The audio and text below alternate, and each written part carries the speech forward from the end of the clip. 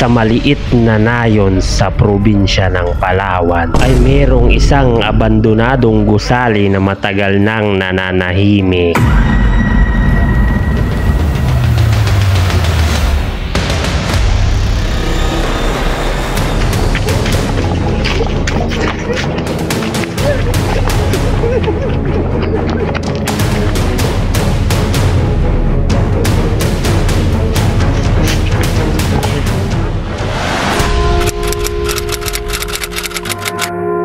Alas 12 nga ng gabi nang simulan namin itong pasukin. Yo guys, ngayong gabi ay susubukan nating pasukin itong abandonadong bahay sa likuran namin. So ang oras ngayon ay 12:03. yan, 12:03 na. Explore na natin guys, tara na. Malapit pa lang kami sa bungad pero kinakabahan na kami. Ha? Ano lang muna? Ikaw na, ako taga-BG. Pero bago pa man kami pumasok dito ay naalala ng kasama ko ang kwento ng lugar na to. Bro, bago tayo magpunta dito bro, may sabihin muna ako sa'yo. Kasi ito, dati, bahay ito ng foreigner. Tapos ngayon, yung katulong daw, kwento lang din, pero parang totoo rin yung kwento na yun. Pinatay daw dito yung mga katulong ng foreigner. Yung foreigner ang nagpatay. Tapos pagkalauna daw ng madaling araw dito, nagkwento sa akin dito, nakaraan, may naghihingi ng tulong dito bro. Kaya hindi basta-basta itong gagawin natin ngayon. Tara na, pasukin natin. Dito, papasok na sana kami sa lugar pero ito agad ang narinig namin. Ha? Ha? Nakalansing sa lugar. Dumansing!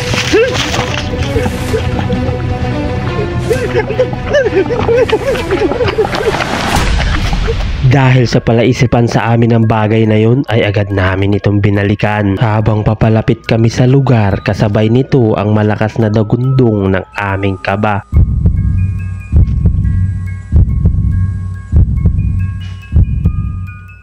Guys, dito na kami sa entrance guys. Nakakatakot, papasok na kami. Parang kinakabahan ako bro.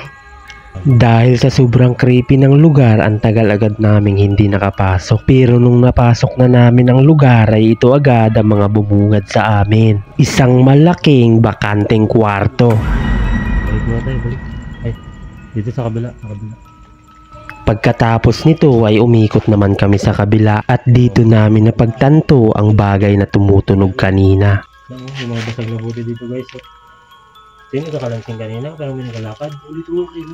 Diyan ka ba lang? Ano naman yan? Yan di ba? Sa pagkakataong to, napaisip kami kung bakit ba ito tumutunog kahit wala namang tao sa loob. Kaya panay ang silip namin sa itaas, pati na rin sa labas. Grabe guys. Pero maya-maya lang ay may napansin kaming butas. Pero hindi namin ito pinansin at ipinagpatuloy ang pag-iikot hanggang sa narating namin ang isang kwarto. Dito? Ipasok sa rep. Saan nakalagay yung rep? Ayon sa kwento, dito raw sa kwarto na to, pinaslang ang isang katulong. Ito kwarto. Guys. Pero maya-maya lang ay bumalik na naman ang naririnig namin kaninang naglalakad.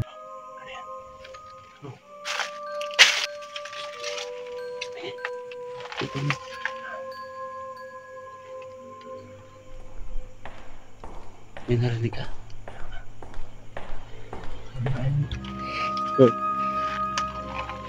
Pero pagsilip namin ay wala kaming nakita. Kaya ito na ang mga sumunod na nangyari.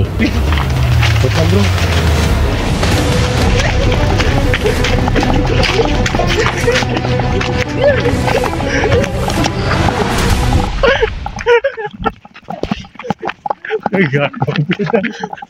Ilang minuto lang muli ang nakalipas at bumalik na naman kami sa lugar. Sa oras na to, 1:00 na ng madaling araw. Alauna na bro, ito na yung sabi ko na may naghahingi ng tulong dito. May sumisigaw ba? Kaya pa natin ito? Kaya yan. Try lang natin. At sa pagbalik nga namin ay meron kaming napansin. Isang malawak na pulang kulay sa gilid ng pader. Ano yung kulay na yan, Brad?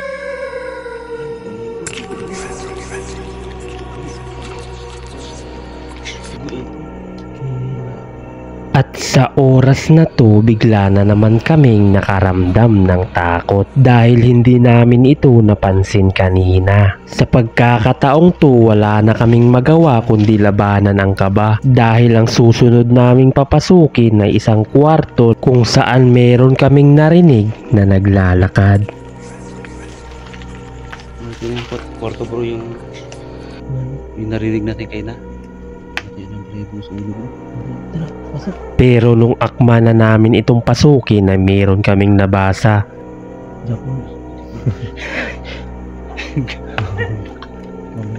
Pasukin natin to? Sa pagkakataong to, halos nag-aalangan kaming pasukin ng kwarto na to. At dito, tuluyan na naming pinasok ang lugar. At ito ang bumungad sa amin. Hindi isang kwarto, kundi isang CR. Ito ang CR kung saan nilubog ang isang babae. Dito na yung babae na nilubog sa duro. Ito na yun. Dito. Pagkatapos namin itong galugarin ay lumipat na naman kami sa kabila kung saan mayroon pa pala ditong isang kwarto. Sobrang laki ng lugar na to.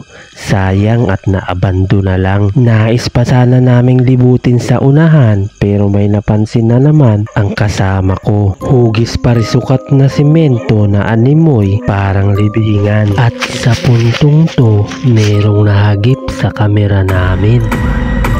At saka na lang namin ito napansin nung ini-edit na namin itong video. Ano man ang katotohanan sa lugar na to, nananatili itong palaisipan. Mananatiling nakadikit sa pader ang mga kwento nito noon. Kung naabot na namin ang takot mo sa lugar na to, huwag mo sana kalimutang mag-subscribe upang sa ganun marami pa kaming mapupuntahang lugar at marami pa kaming maipaaabot na mga ganitong kwento at video sa inyo. Salamat! Kasunod natin. Bigla na yun. Wak nila. Kasmain. Dito na yung isa gari. Nilibing dito na yung isa. Yung boy. Ito na yung sabi sa labag ng karaya. Dito gilibing yung boy.